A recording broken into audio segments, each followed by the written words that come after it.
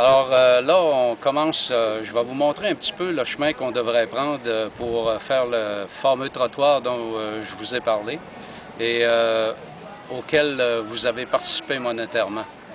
C'est une bénédiction vraiment spéciale pour ces gens-là. Je vais marcher et vous montrer un petit peu, tout en jasant, tout en vous disant, en décrivant le chemin qu'on devrait prendre pour qu'ils puissent emprunter ce trottoir-là, mais pas desservir seulement qu'une maison, pour que plusieurs personnes soient desservies par ce trottoir-là. Alors ici, c'est le chemin qu'on devrait prendre. On se trouve à être dans le cimetière. Je ne sais pas si vous êtes capable sur la vidéo de voir le petit sentier qu'on voit ici, mais je peux vous montrer les pierres ici, les tombes. Tout ça ici, c'est un cimetière, à côté duquel les gens passent régulièrement pour aller se rendre à leur petite maison. Une maison en créole, on appelle ça une caille, C-A-Y-E. Alors, quand nous, on parle de maison ici, même en français, on dit toujours le mot caille. Alors, on vient de passer le cimetière, on entre un peu plus sous les arbres. On peut vous montrer un petit peu ici la densité des arbres. On voit une petite maison là déjà. Et puis, on suit le sentier. Juste pour vous dire la raison pour laquelle on fait ce trottoir-là, c'est que les pluies sont tellement abondantes, quand ça tombe, c'est diluvien. Alors, ils viennent qu'ils sont dans la boue totale. Dans le chemin, on marche dans l'eau à mi-jambe. Alors, comme vous pouvez voir, marcher dans la boue au moins jusqu'aux chevilles pour aller au marché, acheter quoi que ce soit, ça devient pénible. Et quand la pluie tombe, elle tombe réellement abondamment. Et dernièrement, elle est tombée, disons, pendant une semaine de temps, au moins 6 jours de temps. Et c'est continuel, toute la journée. Alors, les gens sont vraiment misérables dans ce temps-là. Ici, on est rendu à un point où c'est un petit peu plus compliqué pour les gens de passer. Certains se font des petits trottoirs comme ça, ici, ce qu'on peut voir. C'est en roche. Mais c'est tellement peu que ça ne dessert pas personne, là. Ici, on voit le trou de boue à travers lequel ils sont obligés de passer. Et puis, on voit les petites cailles qu'on peut desservir. Comme vous pouvez voir, c'est pas le Klondike, comme on dit, c'est pas le paradis sur Terre. Mais ces gens-là semblent quand même apprécier beaucoup ce qu'on fait pour eux. Alors, un autre trou de boue à travers lequel ils doivent passer. Aujourd'hui, on est chanceux parce que ça fait quand même depuis mercredi, donc tout près d'une semaine où il n'y a pas de pluie, là. Alors, ça s'est asséché beaucoup. Oui, bonjour. Bonjour. Comment vous y êtes? Bien. Oui. Où tu es allé chercher bois pour... Ah bon? Ah! Oui, gentil. Oui. Bon, alors, comme vous pouvez voir, trou de boue à travers les arbres. Bon, c'est sûr, on revient continuellement avec le même mot, hein? Trou de boue. Et on s'en irait comme ça ici pour faire comme un genre de boulevard. Le trottoir n'aura pas besoin d'être bien large. On a calculé environ 24 pouces de large. Ça devrait suffire. 6 à 7 pouces de haut.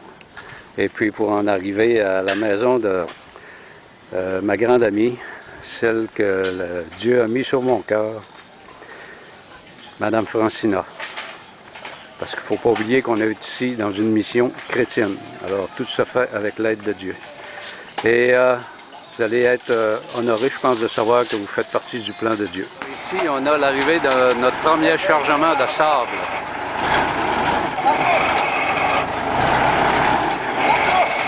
C'est merveilleux d'aller voir. Alors ici, il est resté pris dans le fossé. On met un petit peu de sable sous les roues, à la bonne franquette, avec les mains. On n'a pas d'instrument pour mettre le sable sous les roues. Voilà notre matériel qui est arrivé finalement. Ça commence. Le tas de roches qu'on voit là, c'est pour quelqu'un qui va se bâtir une caille juste au côté, et à lui aussi le trottoir va servir. Une grosse partie du travail est en train de se faire avec Jocely, le maître d'œuvre. Qu'est-ce qui s'est passé? Aucun problème? Non, non, pas de problème. Okay. Là, je vais travailler pour toi. Ah oui? Ouais. Vous travaillez pour moi parce que Auguin, bon boss. C'est moi bon boss. Oh, ok, boss. Ok, mon boss. Alors la technique, c'est de mettre du sable au milieu, faire comme un chapeau, on répand le ciment dessus.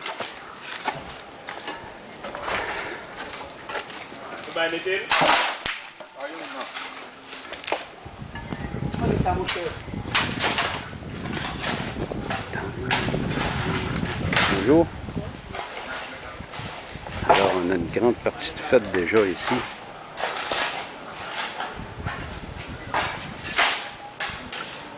Bonjour.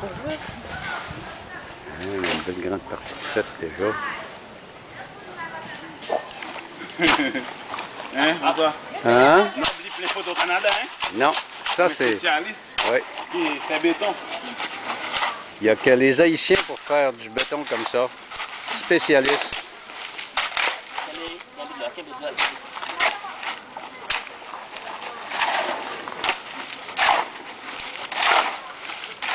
Alors, ça sort en jus, c'est du ciment pur. Vous rêvez pour la net, mon cher.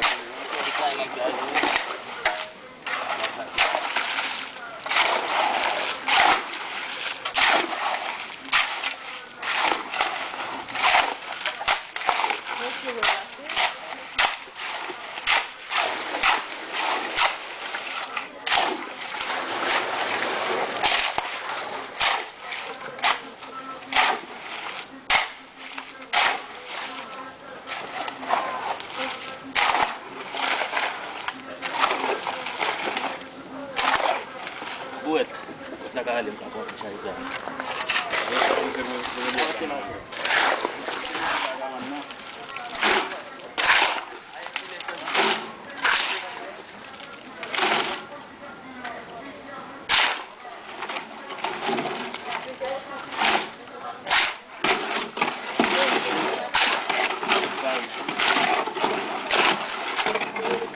Et pour celle-là, égaré, pour celle-là, égaré. Ouais, pour celle-là.